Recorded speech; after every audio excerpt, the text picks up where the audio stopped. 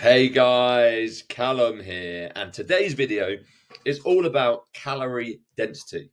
So you should have watched the other previous 6 lessons in the series, and you should be applying all the information that we have taught you to get outstanding results on your tribe training journey.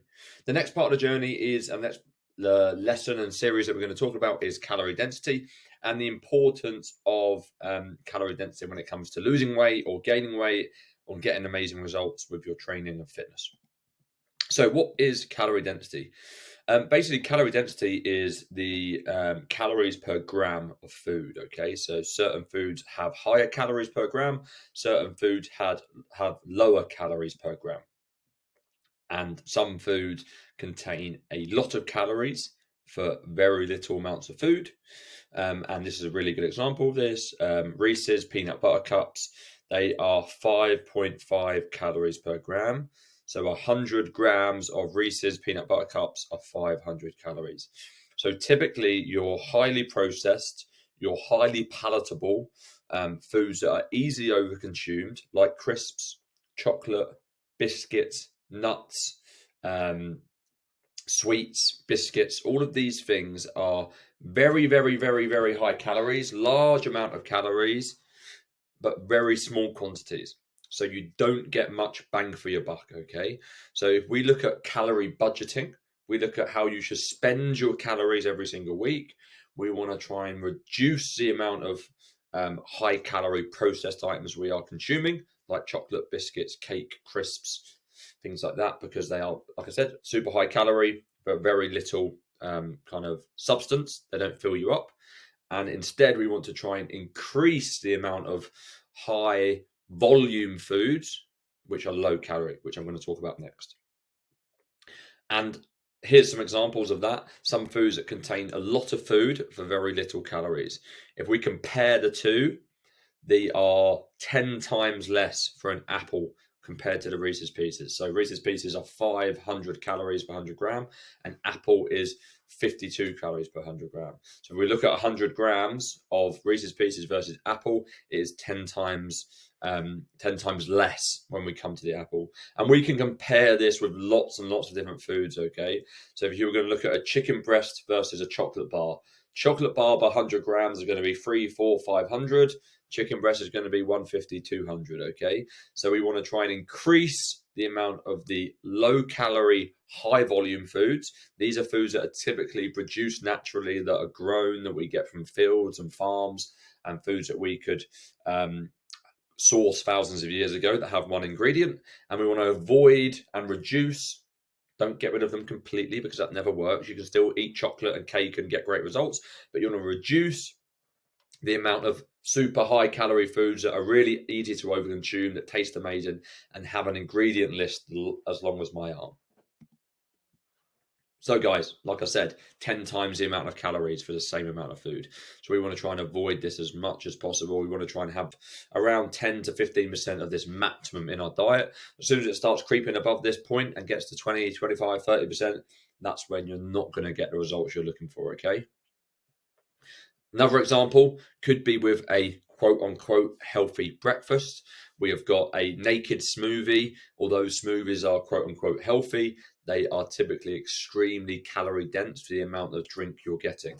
So a smoothie might be the same amount of liquid as in this glass of water, but the smoothie might be 320 calories, whereas a glass of water is none. Okay, so a healthy breakfast can still be extremely calorie dense. This kind of breakfast would be 619 calories. Whereas we look at an alternative breakfast, so we have a whey protein powder with some yogurt and berries, which is also a healthy breakfast, but instead of being 619 calories, it's 216 calories. And it says same breakfast because they kind of have the same purpose. You're going to get similar or better amounts of protein from the breakfast on the right, but you're basically just saving a lot of the calories from the honey and the smoothie. Again, we're not saying either is better or worse. We just want to educate you around calorie choices and the calorie densities of certain foods. And in this example, there's a 403 calorie difference. So what this kind of alludes to is that the two breakfasts consumed a similar amount of foods, but it's taken up less of your daily calorie budget. and we could look at a portion of spaghetti bolognese, which has 100 grams of pasta, has a big bowl of mince, has a big a load of grated cheddar on top of it, and a slice of garlic bread. It's a lot of food. It sounds delicious, but you're probably going to be 1,000 calories. Whereas we could reduce the pasta by 25 grams, so 75 grams of pasta. We increase our mince intake, so we have a little bit more mince and the sauce on top of it, which is going to be lower calorie. We reduce our cheese intake to, instead of full fat cheddar, we go to 50% cheddar. And instead of 2 slices of garlic bread, we only have 1 slice of garlic bread. So in terms of the 2 foods, they're kind of similar amount of foods, because you've increased the mince here and reduced the pasta here on one of the options and increasing in the other option. But in terms of calories, your reduced calorie option is going to be maybe a 500 calorie spaghetti bolognese. So just from making simple changes like reducing your cheese, reducing your garlic bread intake, reducing your pasta intake, making sensible choices, you've halved your intake and pretty much had the same meal, okay?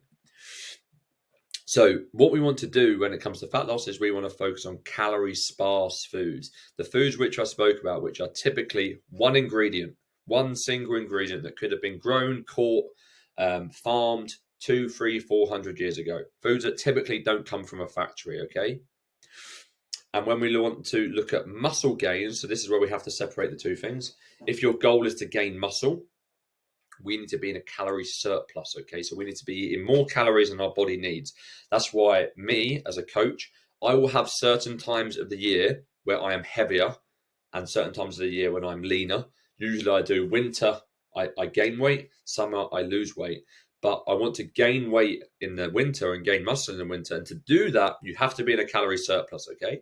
That doesn't mean eat everything and dirty bulk and have pasta and pizza for breakfast, lunch and dinner and Nando's and McDonald's and ice cream and crisps every meal.